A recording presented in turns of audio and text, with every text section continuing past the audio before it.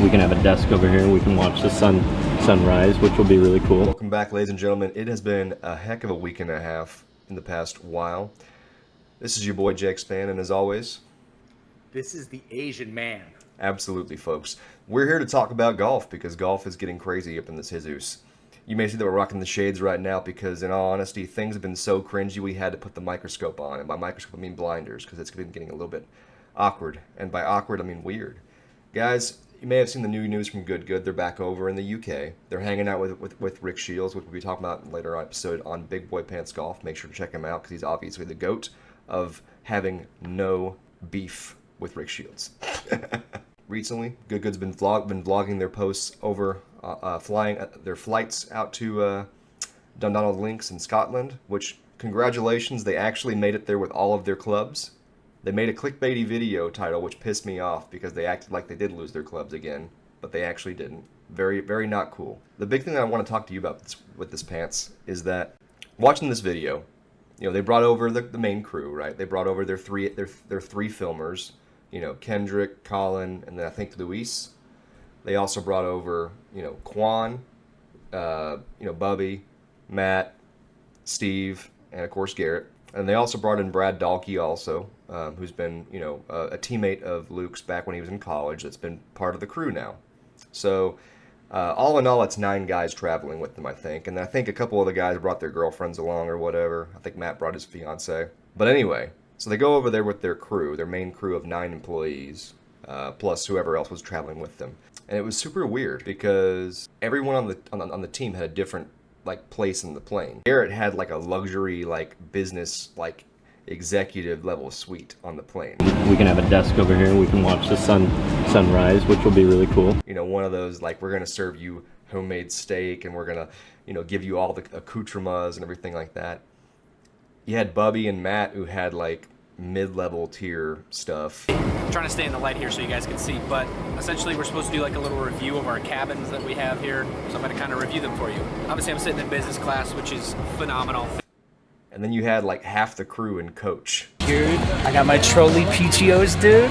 Oh my gosh, I'm on cloud 9. Probably not the same experience as Garrett right now. No. It was at this moment that Bubby realized he was getting fudged in the booty with no Vaseline. It was weird. It was weird. Is it any reason why Micah and Grant Horvat got the heck out of there? They saw this task system coming up. They knew that Garrett at some point, all the success goes to his head because he's kind of the main guy. He's the main leader of this little golf boy band. So now the new guy's coming up. They've got to kneel on the ground in the plane and kiss the ring on his finger. It was definitely pretty weird to watch, and that may be what's going on. You know, maybe that could be the case, where it's, hey, you know, we're seeing that Homeboy X is getting special treatment. Now, it could have been a situation where, I don't know how Good Good's business model works. I don't know if it's a thing where they have to supply their own travel. I doubt it. I doubt that Brad Dahlke is who's a mini tour player right now, plays on the APT tour most events, or tries to compete for them. I doubt that he is legitimately saying, yeah, I have $3,000 to go fly to Scotland right now and risk my clubs getting lost mid-season. So I don't think that they are providing their own transportation, right? I think that Good itself is funding their transportation. That would make the most sense, wouldn't it? Definitely, if it's all business expense write-offs, of course they're hooking this guy up. But the fact that they're like, hey, you go hang out in the corner and don't make eye contact with me. My name is Garrett, but again, you will refer to me as Mr. Masterman. You know, and that's kind of the vibe that I'm getting. Because again, we saw this right here where we have very, very different levels of experience on the plane ride. And they even showed it. They showed, Colin Ross, who, by the way, is 6'6", 6'7". He's the tallest guy in their group. He's their main filming editor. 0, so for reference, I'm 5'3". All right, might not quite be Garrett's desk. Right now, Colin is wondering whether or not Bob Does Sports is hiring. But a nice fold-out mouse here, laptop here. Max and I are going to be grinding while we're on the trip over. They gave him literally a poo-poo section seat. Now, granted, I don't care. Personally, for me, air travel, I'm all about getting to the destination. I could give a rat's booty about paying for an upgraded seat. I'm not interested in that. I'm not going to pay for an upgraded seat. I'm not going to do it. It's a waste of my money because at the end of the day, I don't get there any faster, right?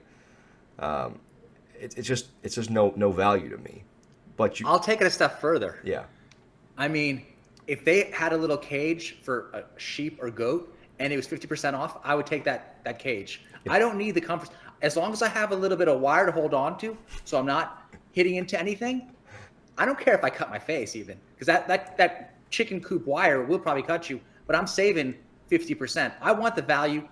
Just give me a little bit of water, no food. Honestly, I mean, if it got you to Hawaii for $50, I game on. You know what I'm saying? Game on. Like, you don't have to give me a fancy seat belt or some overhead airbags. Like, I mean, baby girl, we good. Like, just get me there for $50. We're awesome. And that's kind of how I feel. But I mean, and it wouldn't have bothered me if everybody was in a similar situation, right? If they all got the business class version, which is what Bubby and Steve and Matt, I think, were in. But it wasn't. You had the guy who edits all of your films, Kendrick and Colin, who do all the editing, all the filming. They do, and then Kendrick's also the CEO. You had them rocking literal like coach, and then you had Garrett in the luxury suite, which weirded me out beyond belief. I'm like, Garrett's not even actually doing anything while he's there, right? Other than playing. He's not answering emails. He's not answering phone calls. He's not editing the film. Meanwhile, Colin and Kendrick had to literally work the entire plane ride. They were editing the entire plane ride. So to me, it just seemed like, I don't know, kind of a dick move. How about this? It's beyond that in terms of business sense. You know who needs the luxury suite is Matt. He's got the bad back. You can't let it freeze up on the plane. He's got to do everything he can to keep it stretched out. The dude's getting surgery in his 20s, okay? Right. He's kind of he's the quirky guy that they need to bring some personality. You got Bubby being Mr. Polite integrity guy. You got Matt being the zany, wacky guy. If he's in constant back pain, that becomes a horror story real quickly. Well, even weirder than that, though, is I'm pretty sure Matt had like a girl come up to him like during the flight. I'm pretty sure that's his fiance. So his fiance traveled with them, and she looked like she was in coach. But now he was in like a business suite. So he was in like on these international flights, there's like the luxury first class, you know, we'll do everything except blow you suites. Maybe they'll blow you. I don't know. I haven't been on one of those. Then you have the business class, which is like mid-level. You still kind of get your own private little booth, but it's not quite as luxurious. And that's where I think several of the guys were at. And then you have like below that, you have like regular travel, which I think that's where Colin and Kendrick were at, which is they still have a little bit of space, but it's not really anything special. But then you look down below that, and then you have like actual coach, which is just what we all experience, which is just regular crowding. You have some guy's nuts on your forearm, you know, the whole entire flight. And you're just like, hey, I know this is a first date, but like, could you like scoot over 3 inches? He's like, no, because I got someone else's nuts in my forearm. So that's normal air travel, right? And I don't know, it just seems so weird that they had just a hodgepodge mixing of who was sitting where. And imagine what it must be like off camera if they're so comfortable on camera showing this human tier system. What are we on that in the basement of the Titanic? Yeah, that's what it felt like. It felt like, hey, we're all part of the same group, but we don't all live the same. Now, if you can legitimately prove to me that like Garrett paid for his own ticket and said like, hey, I want the upgraded section. If there was a thing where we find out that they paid for their actual tickets and they all chose where they were sitting, okay, I can validate that because Garrett seems like somebody who'd want to be a little bit more poshy on an 11-hour flight, whatever. But to me, we both know that they did not pay for their tickets. We both know that Good paid for the tickets. So it just seems like this could be a potential sign of why there was division, why Grant, why Micah weren't exactly thrilled with the system. Well, remember the interview when, I believe his name is Matt Kendrick, right? Mm-hmm. The CEO, COO, or whatever he is? Yes. He came out and said on record when this first broke, that they were sharing equity pretty similarly. It was like, it didn't seem like there was a bigger chunk going to Garrett because he's the most popular. It was like, hey, these guys all kind of came into it together. They're all getting an equal cut. And then you see this kind of playing treatment. No, I'm not so sure. Yeah, and again, I know it's just one small example of something that can possibly happen, but again, if I'm in a group, if I'm in a collective group, and there's actual disparity amongst my members in treatment, I think it needs to be, not shown to fans. Does this go the way of One Direction, Harry Styles? Is Garrett the Harry Styles of the group? That everyone kind of wins, he wins more, but you also realize that, for example, do you think that Bubby without the Good umbrella is successful? I think that all of them at this point have opportunities to success that is beyond what we have right now. Right now. I do not think that any of them, other than Garrett, really get an opportunity to succeed outside of Good. That's my point. My point is these other guys, they're still beholden to the overall big picture because they can't Harry Styles their way out there. Right. Whereas Garrett could, and without Garrett, he's kind of the last linchpin of the group. If he goes, I mean, I'm sorry, Luke Kwan and Bubby and Matt, it's the mystique's gone. There's going to be another little golf YouTuber boy band come up, and they're going to take your place. Well, and there are several, challengers to the throne. We see that with Bob Does Sports. We see that with smaller groups like Mulligan Mafia out in Arizona. We see that with, Busted Jack, who are traveling all over the globe golfing Old Glory. There are smaller groups, which, of course, when you have a smaller group, it's easier to control the group dynamic.